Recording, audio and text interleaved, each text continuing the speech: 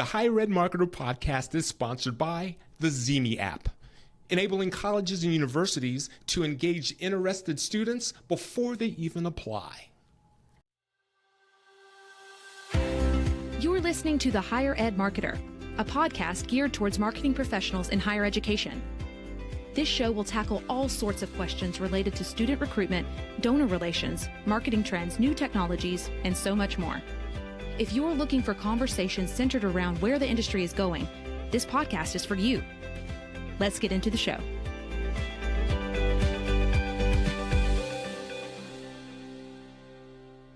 Welcome to the Higher Ed Marketer podcast. This week we are so excited to talk to Dr. Teresa Flannery. As most of you know, she is the Executive Vice President and Chief Operating Officer at CASE. And she is also the author of a book that both Bart and I are fanboys of. It's called How to Market a University. And as she does with everything she touches, she really brings authentic information through our podcast episode today. Yeah, Troy, I really am so grateful that Dr. Flannery could join us today. Terry brings, like you said, authentic communication, warmth, the way that she's just passionate about what she's doing. It's so clear, and it's so clear that she's been successful. The book is great. Much like our podcast, it's simple and to the point. The Higher Ed Marketer is simple and to the point. How to Market a University is simple and to the point.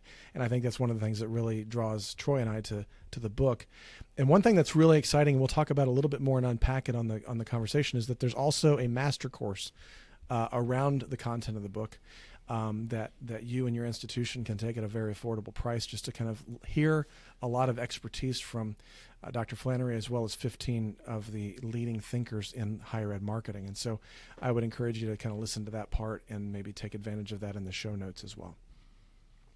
Here's our conversation with Dr. Teresa Flannery.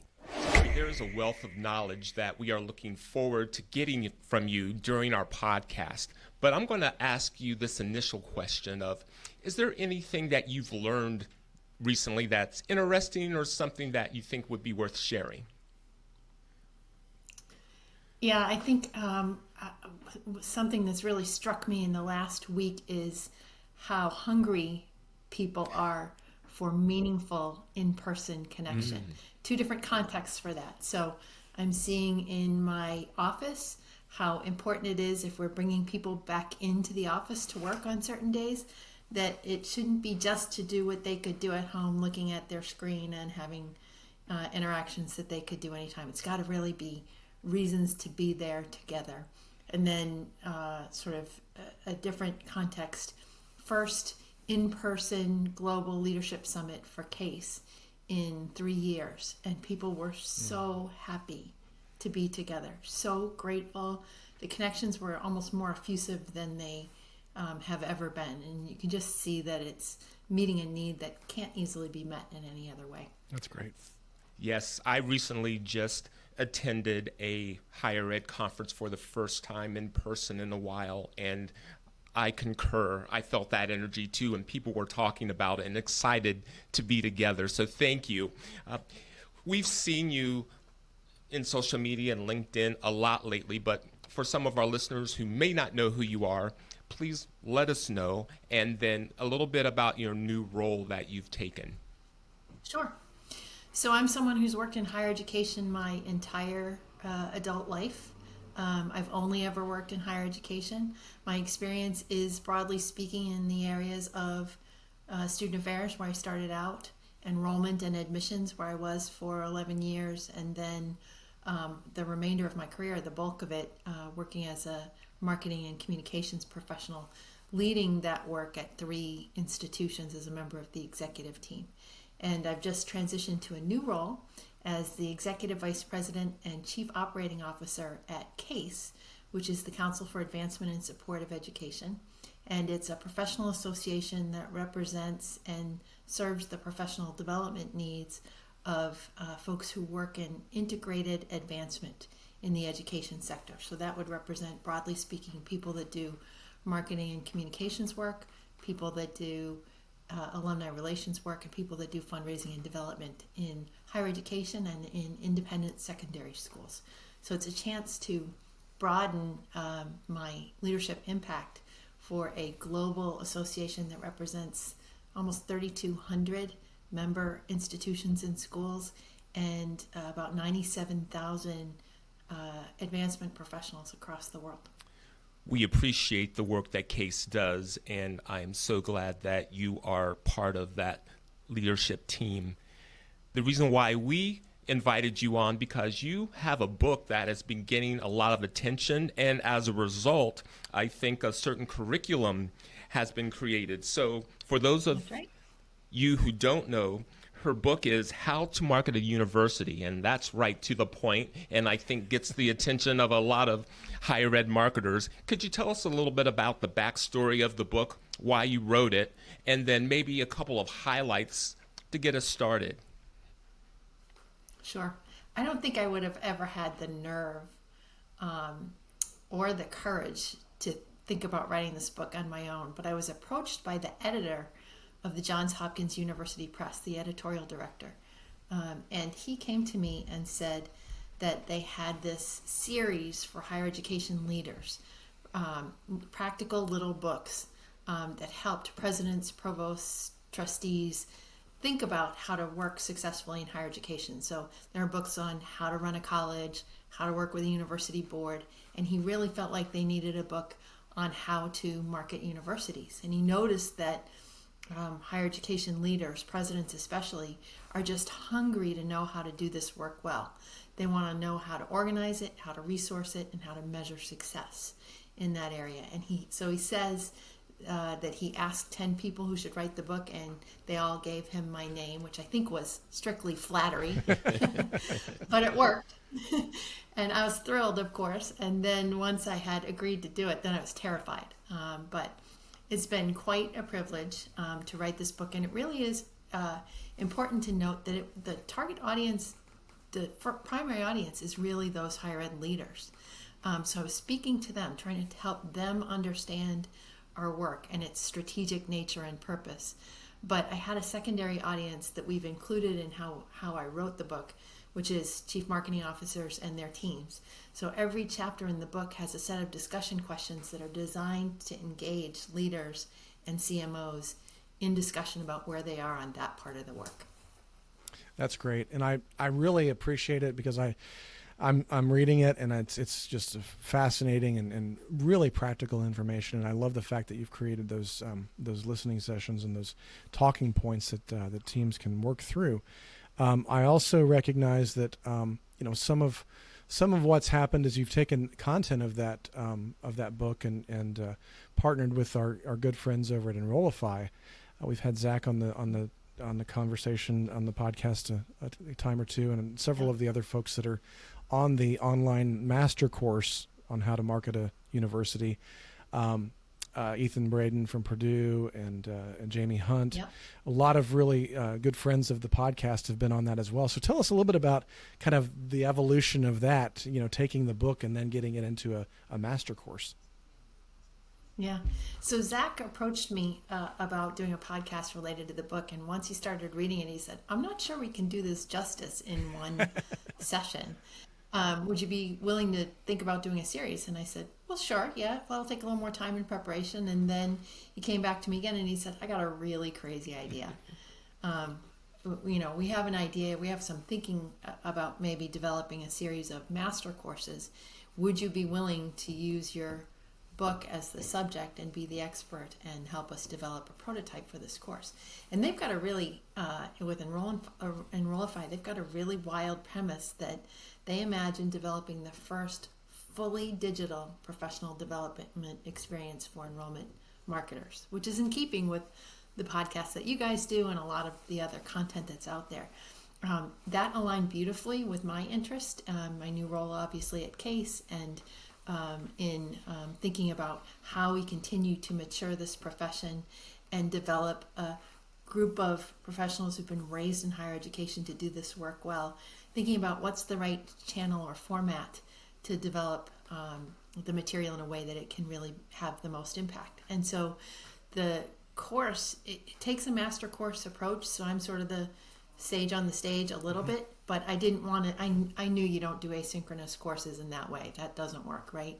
So the first thing I did was I phoned 15 friends, some of whom you've mentioned, and said, would you come play with us so that your expertise rounds out my voice and we're not just learning from one person.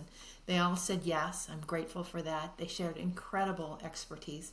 So Zach traveled all around the country to interview them all and have them contribute content on different aspects of the book's chapters as we went along. And then we developed a series of both sprint exercises. Every session is a sprint exercise that's designed to make you stop for 2 minutes and just think kind of in a brainstorming mode really quickly, which helps kind of get the juices flowing, even if you're in an asynchronous format.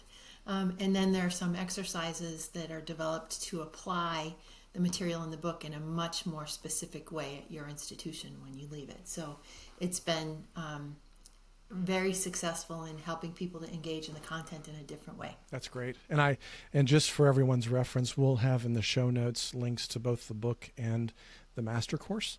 And that would be a great opportunity. And it's very affordable. I mean, obviously the book's affordable, but also the master courses as well. And so you'll find details in that. But I'm fascinated with that in the sense that, what's the feedback been so far? I mean, obviously there's a lot of opportunity here, and we know that there's 5,000 institutions that are recognized in the United States, and a lot of different sizes. I mean, we've got tiny schools all the way up to large, D1 schools. What's the feedback been, and how has that kind of impacted what you're doing? It's been very rewarding. So if there are 5,000 recognized institutions, then we've got 10% of them already registered for this course. That's great. Which I think is That's impressive, very impressive. Right? We have more than 500 entities that have registered, and a bunch of them are not just individuals, but institutions that have purchased the institutional access, and they're using the content for either lunch and learn trainings with either the immediate marketing team or the enrollment team, or maybe a broader campus communicator group, but they're coming together for each of the sessions, watching them, and then talking together about the content. And then others are using it as a different means of conversation with the leadership. So there are some that the president, the chief development officer, the chief marketing officer, chief enrollment officer are watching it together and then having conversations. That's so exciting. So I would say, in just a couple of months, we launched the content in, end of April, and we're at the recording of this session late July. So that I think that's pretty good pickup for a few months, and it's doing good things for the book sales as well. That's great. That's good. I'm so glad to hear that. The feedback's been great qualitatively as well. We talk a lot about it on the show. Schools are really struggling today to make the same ad spend work. CPMs are up 89% year over year on Facebook and Instagram. Our college clients are no longer looking for rented audiences. They're looking for an owned community where they can engage students even before they apply. This is why Zemi has become so crucial for our clients. With over 1 million students, close to 10,000 five-star ratings, consistently ranked as one of the top social apps, and recently one of Apple's hot apps of the week, there simply isn't anything out there like it, and we have seen it all. Zemi not only provides the best space for student engagement, but the most unique and actionable data for their 160 college and university partners. We know firsthand from our clients that Zemi is a must-have strategy for Gen Z. Check them out now at colleges.zemi.com. That's colleges.zeemee.com. And yes, tell them Bart and Troy sent you. Bart and I both think that any listener, if you haven't had a chance to go out and get the book or purchase the course, to please do so. Terry, in a recent conversation we had with you, you expressed your optimism and the opinion that the current state of higher ed organizations is very strong. And would love to know if you can expand upon that opinion for our listeners. Yeah, I would say the opportunity is better than it's ever been in higher education. We've been able to demonstrate particularly during the pandemic, maybe more on the comms side than the marketing side at first, but eventually in both areas, how integral our role is to meeting institutional priorities and strategic goals. And institutions are getting it. And leaders, if they don't have the structure or the leadership or the organization to do this well, are really kind of recognizing they got to get game in this regard. And so people who've developed this area of expertise and have a track record of demonstrated experience are going to be really in the driver's seat in terms of opportunities they've had to lead the work and be a critical part of the team at their institutions. I think that's tempered, though, with something that's really challenging, which we're seeing, and that's true of the entire sector, including marketing and communications, and in the area of enrollment, which is that the Great Resignation is really affecting us. The latest survey data that's coming in from a couple of different sources is saying that half of our professionals in higher ed are thinking about leaving higher education sector entirely. They're not leaving work, they're going to work somewhere else. And so you've got this great opportunity at the same time that you have real potential loss because the challenges and the rewards are not in a balance that people find attractive. So it's strong in some ways, the opportunity is great in some ways, and in some other ways, I think we've got real work to do. I find that interesting, Terry, because I agree with you. I think that there is that great resignation that's happening. I'm also fascinated with how many people I see that are coming outside of higher education into the chief marketing officer roles. Coming from healthcare, coming from other non-related education verticals. I'm fascinated with that too, and I'm just curious. I mean, I guess my question is more along the lines as you are a lifelong career in higher education, and we see people that have been in higher education honestly getting burned out and moving outside, and then we're seeing other people outside of higher education coming in and really making a huge difference in what they're doing, bringing what I would consider more of what is going on in the commerce world into the higher ed marketing type of roles. Where do you think that's going, and how does that affect things? And I guess as a follow-up question is, and we'll get into a little bit more detail about this, it's the difference between a chief marketing officer and a vice president of enrollment / marketing, or vice president of advancement / marketing. So I know I just confused everybody with like 3 or 4 questions at once, so I apologize. But let's first start with Thanks, Mark. So let's first start with that thought about people coming and going from the careers from different paths. Well, I don't think people are just burnt out in higher education. I think it's safe to say that that's not the only sector where this is happening. I think people are looking to make change, right? And I think people are looking for environments where they can have meaningful impact and meaningful work.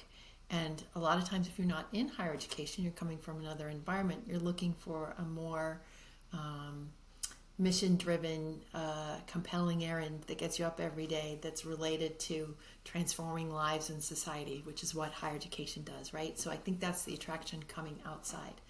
I would say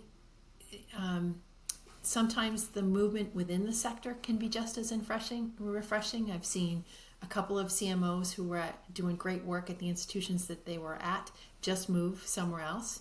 The opportunities are ripe to make a move and put yourself in the driver's seat in terms of what you require in order to have a satisfying role and have it set up in the right way in the first place. So that's always good. But if people are coming from outside and they're bringing practices and tools that can help us develop in higher education, great.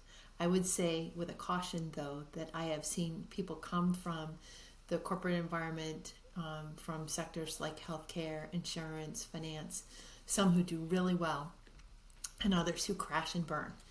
And when they crash and burn, there's usually a couple of patterns behind it. One, they thought we worked 9 months a year and they thought they'd be able to put up their feet and eat bonbons and that it'd be an easier job. We all know that's not true. I'm exaggerating, but still, they think it's going to be a slower pace, and nothing could be further from the truth. The second thing is that they underestimate the strength of the culture of the academy, and they don't take the time to learn and understand and appreciate it. so that when they are trying to make decisions, or they're trying to create the expectations for the pace that something will take, they do that in a way that they can move successfully as a leader in that environment. And sometimes they make real mistakes because they've underestimated that important piece. Yeah, I think that's a really fair way to say it. I think that there's a lot, often, many times that friction happens, even in different ways, and not just in the marketing realm as well. So then let's talk a little bit about the CMO versus the vice president of blank plus marketing. I know right now, some of the reports show that 70% of CMOs report to the president. 60% of them have a seat at the cabinet. Sometimes that from a CMO standpoint, that's one thing. For also, most of the time from some of the smaller schools that I've worked with the VP of advancement or enrollment / marketing, most of the time they're at the cabinet as well. But sometimes their marketing acumen is not as strong as what a CMO might be. So let's just kind of unpack that a little bit and tell me what your experience has been and how you see that shifting. Yeah. There's still a lot of variability in the structures that we use to organize the work in higher education, and we haven't settled on a model, but it's definitely in transition. And the data you mentioned about 70% reporting to the president or chancellor and 60% having a seat at the table comes from the latest CMO study that Simpson Scarborough developed, that they released late last year, beginning of this year. And that's a trend that continues to increase. So that's risen every year. So it's great to see marketing and communications have a seat at the table where strategy and institutional decision making about priority and resources are being made. That's an advantage, right? But sometimes that results in fracturing or disintegration of all the things that marketing and communications should be influencing. And really that's true of any structure. So I have real trouble where enrollment is in one place and advancement is in another place, and there isn't a leadership influence for marketing that's equal, because I think it really gets driven down to a functional level where it's more marketing in service of these other goals, and it becomes a primarily promotional activity, and it diminishes the importance of all the other aspects of marketing in terms of strategy, price, product, and place, in the classic 4 Ps of marketing that don't ever get considered when it's operating as a tactical instead of a strategic function. If you have people who are leading those areas that have marketing reporting to them, they may not have expertise to really know how to organize it, how to resource it, how to measure it. And so that's what you're losing when the function is driven further down into the organization. And so depending on where you are, because of resources or history, and there's really, as I said, different models, the most important thing is to find leaders who are willing to collaborate with each other and think about the integration across the functions regardless of where marketing sits in that environment. If they can recognize the value of the work and be willing to work together, then the structure doesn't matter quite as much. I know that sounds idealistic, but that's what's required to surmount the hurdles of that kind of structure. And then there's all kinds of tools, and we talk about them in the book and in the course too, to help you with that integration and collaboration. There are ways you can account for that or game that out a little bit, but it takes real intention and work. Yeah, I like that right there with the intention. When we had, I mentioned Ethan Braden from Purdue University earlier, and he was on the podcast, and something that has stuck with me that I've borrowed with a lot of clients, giving him the credit, but it's one of the things that he talks about is that as marketers, we have to stop being the short order cooks, and we have to be the chefs. We can't continue to just deliver this by Monday and make it look prettier and palatable. We have to kind of ask the hard questions. Is this moving us toward our overall goal as an institution, either for advancement or for enrollment? And I think that you're exactly right. That collaboration has to happen. Those conversations have to happen. Sometimes it's easier when we're all tired to just say, you know what, I'll just take the orders and just get them done. But that is a downward spiral that it can really destroy an institution pretty quickly if no one's at the helm for the marketing or the communications. Yeah. Yeah, and I think it's incumbent on the marketing professional to act like the strategic thinker that they should be. Others will not know. They often don't understand the purpose of this work or how to organize it. So it's not going to be up to them to decide this is what you should be doing. You have to lead. Right. You have to really lead. I think that's really, not be the order. I think that's really important. A really good way to say that. Terry, as we close our episode, would like to know if there is something that we didn't cover or a piece of advice that you could offer that could be implemented immediately, either by a marketing individual or a small marketing team. I'd like to encourage everyone to be empowered to act like the strategic marketing function that they hope to lead and represent. If you feel like you're being reduced to an order taker, or that you are only valued for the work you do for promotional activity, then I'd encourage you to first find your institution's strategic plan. Go find it, and see what it identifies as the key strategic priorities of your institution. And then think about, in your role, in your specific role in your office, what could you do to connect your work to the meeting of one of those goals? And if you start to talk about and ask questions and act like that is your role, people will start to understand. You got to walk the walk in order for them to understand really the purpose of marketing. So find that strategy somewhere at your institution and start connecting your work to it today. Thank you for that powerful response and the rest of the conversation we've had with you. And we're fans of you. I hope that comes across. And we're so happy that you're a guest and to also further your mission and your influence, and anything that we can do for you, we are willing to do so, Terry. And speaking of which, if someone wanted to contact you and follow up, what would be the best way for them to contact you? Sure, Troy and Bart, thank you for this opportunity. I've loved it. I'm fans of you guys too. We're all part of this community where this connection helps us all, right? Yep. And if people want to connect with me, the easiest ways are through Twitter. I'm at Higher Ed Wonk, or on LinkedIn, Teresa Flannery. Yes, it uses my formal first name. It's a little scary. Sometimes I think someone calls me Teresa that is my mother calling me. Or at CASE, you can reach me at tflannery@case.org. And thank you again for the opportunity. You're welcome, but we consider it our pleasure and honor. Bart, did you have final thoughts that you would like to share before we take our episode to the end? Yeah, Troy, thank you. And Terry, thank you again for being on the show. It's been great. And if you've gotten anything out of this episode, I would just really encourage you to read the book, to download the master course and take that. There's just so much wealth of information in what Terry shared with us today, what she's shared in the book, what she's shared in the master course, as well as her 15 friends and what they bring to that. Just so many really, industry leaders, Bob Johnson, the folks at Ology, just a lot of really good thinkers, people who've been in the seat that you're sitting in, people that have been doing the work that you've been doing. They bring a wealth of knowledge. And so I really encourage you to look at those two things. And I really loved that final thing that Terry talked about with just really trying to have some empathy and compassion and understand where you are. And if you want to be at a certain place, and you're the one that can start that. I've seen that happen many, many times where, I might be working with someone who's an art director or somebody who feels like they just don't have the authority to make change.